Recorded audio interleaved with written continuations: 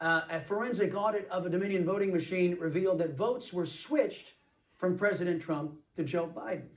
Congressman Hice, who represents the state's 10th congressional district, joining me now. Congressman, always great to see you. Tell us more about the Dominion voting machine test there. What did it reveal?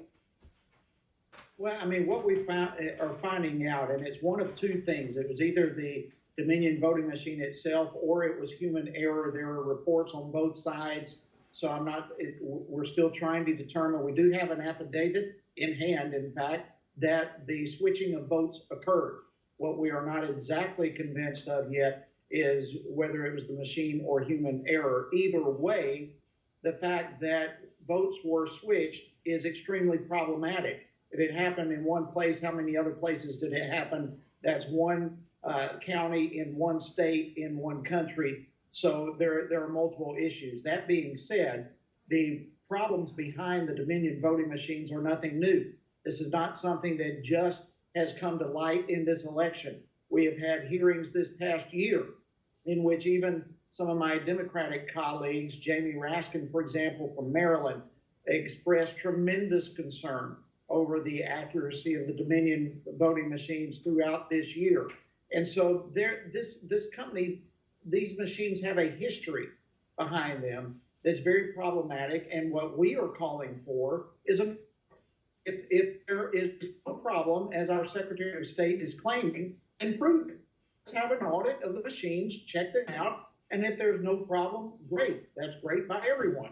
But if there is a problem, for crying out loud, we need to know about it. This election is too important, too critical for us to try to sweep potentially such a major issue under the rug. Let's audit the machine and find out indeed what we're dealing with.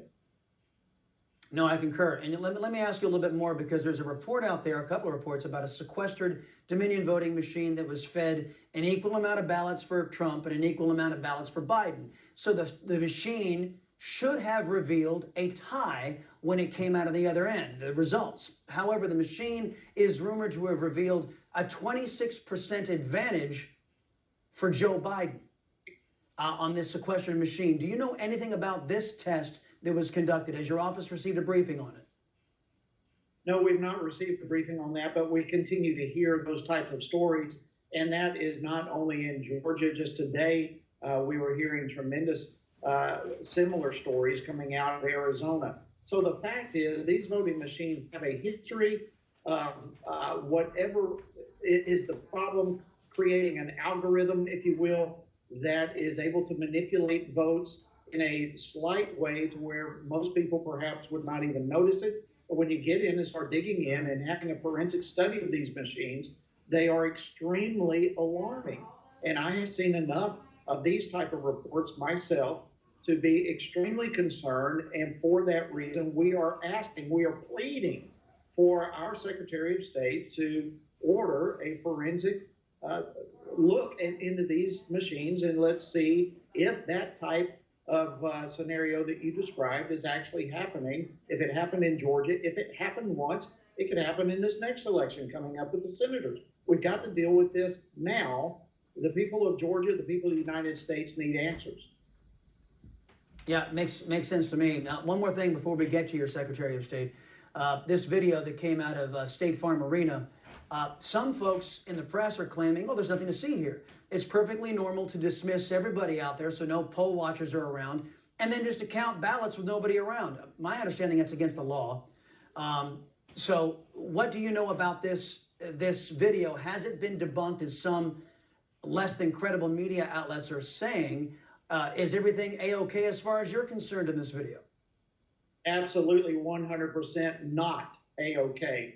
This is extremely concerning. Look, we had these ballots placed under the table approximately 8:30 a.m., a covered table. They sat there all day long until supposedly there is a water line break at such time, and there's no volume, but a lady comes in the middle of the room. You can see her arms waving. The counters leave the room, media leave, and then here comes people dragging ballots out from underneath the table, and for the next 2 hours, those ballots are counted. That is not normal operating procedure under any circumstance. And for our Secretary of State or anyone else to try to come out and discuss that somehow this is normal is absolute insanity. They say it's been debunked. They've shown no evidence of that. It's just words against us being able to watch on video what actually happened. And this is the type of thing that causes chills to go up the spine of every American who understands the importance, the sacredness of our elections, and that only legal ballots should be cast, only legal ballots should be counted. And this video gives the appearance of everything but legal votes, legal ballots being counted. Yeah, with all of the unprecedented amount of universal mail-in balloting that came in various jurisdictions all over the country, not just in Georgia, your Secretary of State has refused to do signature verification. He just refuses. So a lot of people are emailing me saying, what can Republicans do about a rogue Secretary of State? Is there anything that folks like you, folks on the state level, can do about Mr. Raffensperger? Hey, listen, we're just making noise about this personally. I cannot believe that our Secretary of State is being so irresponsible with the sacredness of the voters in the state of Georgia that he is not willing to have signature verifications. And that verification ought to go to the voter registration file with the request for an absentee ballot, as well as the signature on the envelope in which that absentee ballot comes. There ought to be a three-way investigation and verification of every signature. Look, we had 1.3 million absentee votes in Georgia this year. We have never even come close to this type of numbers.